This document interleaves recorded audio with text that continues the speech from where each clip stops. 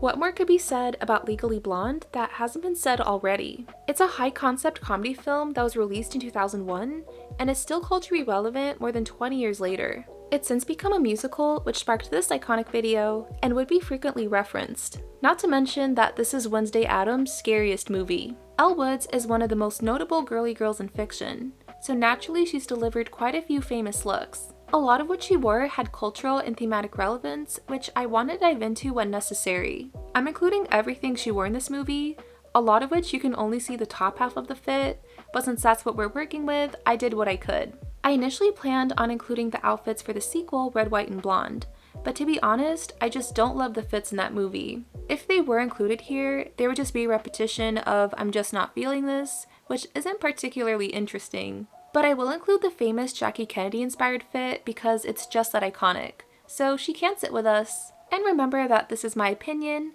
so you are free to agree or disagree in the comments. We're going to look into the outfits of Elle Woods, so let's get started. Starting this ranking at number 40 is this very shiny dress in the Harvard application video. I don't think this looks bad, but the color along with the cut just isn't my cup of tea. I know that this technically isn't a look, like in this scene Elle is just hanging out, but the sweater does look really comfy, so I give it points for that. And it's cute that Elle is embracing some Harvard pride. This is one of those blink and you'll miss it looks. Here Elle seems to be wearing a blue turtleneck tank top with what I'm guessing is a peach colored short sleeve sweater. It's ranked pretty low because concepts like crop sweaters look confusing to me, so yeah. This fit is quite busy. She mixes a patterned top with a patterned belt, and I think these colors could work a little bit better. But the silhouette looks good. This is just fine, but I think that might be the intention. In this scene, we get a good look at Elle's Tiffany & Co. tag necklace, which she frequently wears throughout this movie, as well as her matching earrings.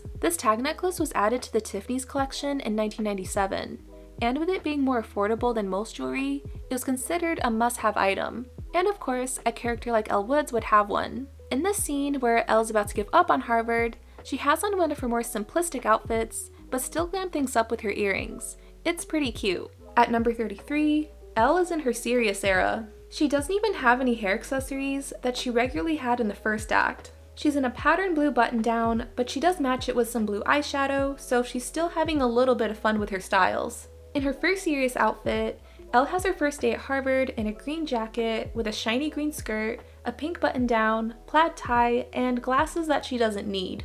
This look is a bit all over the place, but I give it credit for still being noticeable compared to everyone else, and I do like the hues of green she's wearing. The costume designer, Sophia Ray Ratkoff, stated, "If you were going to write it down, you'd be like cardigan, skirt, tie," which sounds like a really conservative outfit, and then you look at it and it's really individual. This girl has a really unique style. But despite her makeover, she still has a rough first day at school, and yes, that can still happen even in university. This is another professional look. A tad on the plain side, but she does look really polished. This is also just fine, but I do like this color. It even matches her Apple iBook. Here, Elle is just getting used to her internship. It's a little basic, but I sort of like it in a corporate way. In the sequence of Elle studying for the LSATs, she has on a pink and blue baseball top, which is pretty cute. And when taking the test, she has a similar look with butterfly hair clips, which is really cute. Here she has on pink pants with what looks to be an airbrush style tank top. For me, it's the pants that get most of the points. Here we can tell that the semester is getting deep into fall, and this outfit does look pretty cozy. I like the scarf and flower hat individually, but I don't really know if they match together. Another look for the studying scene, Elle has a pink sparkly camisole top with a shimmering skirt. And yeah, this is giving us a classic Elle Woods essence. As expected, we're gonna see a lot of pink in this movie. The color pink initially wasn't the first choice because it was seen as too obvious. Colors like lavender and light blue were also considered, but after studying sorority girls, it seemed like pink was the right choice all along. In this scene, I like how the hot pink works for the celebratory vibes. Here we get a vibrant look of a patterned long sleeve top with what I'm guessing is a red sweater vest. Elle is really taking in the New England style, but still stands out with her use of color. Here, I'm being just a little bit biased because I am personally a lover of PJs. I audibly screamed when Bratz relaunched their slumber party line. But yeah, I'm vibing with this very relatable fit. We're now entering the second half of the list, and here's where we're starting to see some really notable looks. I'm putting this on the second half because I really like the color and material of this jacket. In this outfit, Elle has a hard day. She is accused of wearing Payless shoes, gets harassed by a weirdo, and loses what seemed to be a promising friendship. She has her breaking point. She's tired of wearing boring suits and nearly quits law school. But even at her breaking point, she's still delivering. This look is pretty simple, but it's still pretty good. And I'm impressed that her dog is allowed to get a Harvard education as well. This is the sparkly blue dress that Elle almost wears when she almost gets proposed to. Sort of. With the color and material, this gives me a mermaid type of vibe. Despite the color blue being seen as more serious than pink, she decides to stay true to herself on what she thought was going to be a special day. At number 16, we get another sparkly look. Elle is studying while sunbathing in the East Coast autumn, which is very brave of her. She mixes a bikini top with a fluffy coat, pants, and wedges with clear heels, all of which of course are pink. So much is happening here, and that's the exact intention. The early 2000s had a maximalism trend that would only get even more popular with the McBling look. This outfit isn't very practical, but I am a fan of fluffy coats. Okay, so remember what I said about sleeveless turtleneck tops being confusing? Well, exceptions do exist. Elle just looks so sleek and sophisticated, which is why I'm into it here. At number 14, we have Elle getting her first direct experience at being a lawyer and excels at it. And she proves to be great at her job while staying incredibly true to herself. To quote the costume designer, she needed to be like the super vibrant, alive version of Elle. So that's why we went with this bright pink and then used the light pink to tone it down for the details. The silhouette is quite simple, but the scarf around the waist does tie it together. That pun was intended. At number 13, we get another pink look. So this is the most famous outfit in the sequel, and is one of Elle Woods' trademark looks. And of all the Legally Blonde outfits, this is the one that became a Barbie. This outfit is of course inspired by the Chanel suit of Jackie Kennedy. And fittingly, she chooses to wear this on her first day at the Capitol. But she adds her own touch to the suit with her sparkly strappy heels and having the suit being a brighter shade of pink.